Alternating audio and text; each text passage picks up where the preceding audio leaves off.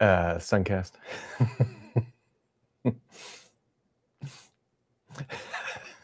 Oh, God. Hello, folks, and welcome to First Ring Daily. We are off to a banging start here in 2018. As you can see, Paul is not here today. Paul's sick, actually. He will be just fine. I think he might have eaten some bread, and he is not coping well with that. Actually, it might be food poisoning. It might be a little bit too much alcohol. He was boasting about that on Instagram, about how much they were going to be partying.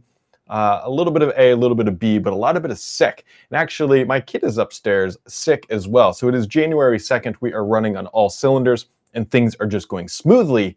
But the show must go on, folks. And today's show is brought to you by Cloudberry. Yeah, that's a new name poking up around here. Providers of cloud-based backup and file management services. You can go check them out. And so we're going to run through just a couple things here that have happened in the past 48 hours or so. Obviously, Paul is sick, so he's not going to be jumping around. And I don't know, feel free to rib him on social media. One thing that has shown up online that is actually, I think, a very big deal is that the Intel chips with Radeon graphics, now this was announced a couple months back, I believe, but the chipsets are actually starting to show up on some of Intel's web pages, I think a bit early. I can almost guarantee this is probably a CES-related announcement, but we are now seeing the Core i7 8809G with AMD's custom-built Radeon RX Vega graphics running at a clock speed of 3.1 gigahertz. That's a quad-core chip, and it'll boost somewhere up to around 4 gigahertz. Now, that is obviously a good thing for many people because a lot of people like AMD better than NVIDIA, all the whatever. But choices are always a good thing. But I think the bigger narrative here is that this is Intel saying the enemy of my enemy is my friend. And the enemy between both AMD and Intel at this point is honestly, it's NVIDIA. They are become a powerhouse in the chip segment, a powerhouse in the graphics department.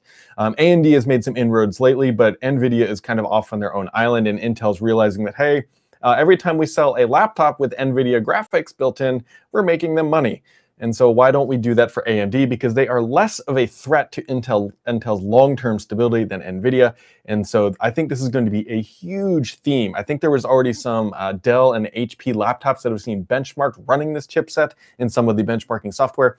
So it is going to be a huge theme of CES 2018, which Paul and I are going to. I believe we'll both leave a week from today, actually. Yeah. I think that's exactly when we're leaving. So that will be on the agenda, as long with, we know that Lenovo is going to have a Snapdragon-based laptop as well, so we will be looking for that, along with all of the other good stuff. And so one other thing to note here, folks, is that Groove Music is now gone. Well, the ability to buy music from Groove is now gone.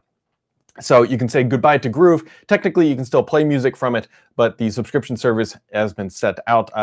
You can go check out the write-up on Thurrott about all of that.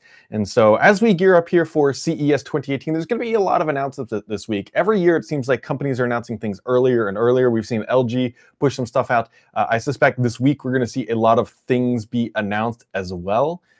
Basically, they try to get ahead of this huge hype wave, and things just keep getting announced earlier and earlier and earlier, no matter what. And so then we go to CES and play with all of them. So be on the lookout for that this week. And of course, on Thurrott and this podcast, we will keep you abreast of everything that is going on. One other thing that has been popping up in my life that is, wow, Color Repro production here is a little off. This is actually more red than it's showing up on the screen. Is that this is my Surface Book 2, and it keeps throwing this error. It says general failure. Please click here to troubleshoot. And it's related to the disconnect mechanism between the base and the clipboard here, and I can't get it to go away. Now, the odd thing is, or maybe the good thing is, I'm not having any actual issues with my Surface Book 2. It's actually performing great. I was just thinking like how well it has been performing, and this error just pops up occasionally, but there's nothing actually really wrong. Hopefully it's not foreshadowing something coming down the pipeline, but that is what is going on. So that about wraps it up for today, folks. We're going to keep it simple since Paul is out, and we will do a better wrap up and kind of deeper dive into stuff. Hopefully Paul will be feeling better tomorrow and he'll be able to join us. But today's show is brought to you by Cloudberry. providers of cloud-based backup and file management services. We're going to have a lot more and be hanging out with them a lot more here in the coming months, so they'll be sticking around with us. All good stuff. And we'll catch you right back here tomorrow on First Ring Daily.